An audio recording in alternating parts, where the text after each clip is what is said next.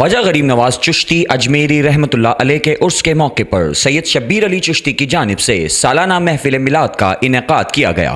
महफिल मिलाद में मारूफ सना ख्वाहान, शुमाइला फैसल, रुखसार फैसल, मुस्कान फैसल, अरसलान कादरी, इमरान कादरी, सलमान कादरी व दीगर ने गुलहाए अकीदत के फूल निछावर किए, जबकि शुमाइला फैसल ने खुसूसी मनक़बत भी पेश की।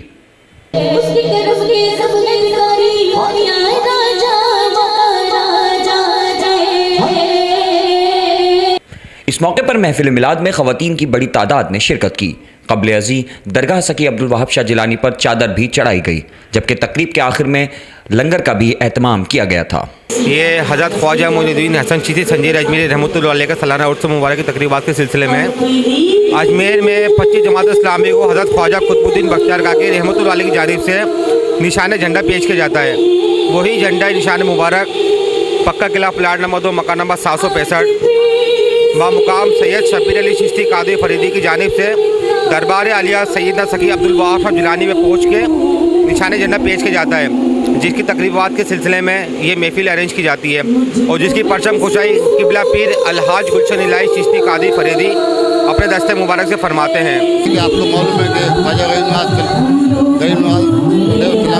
शुरू होने वाला है, जिसके सिलसिले में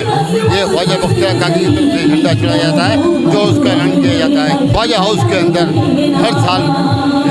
झंडा की तकरीब की जाती है, जिसके सिलसिले में ये ख्वाजा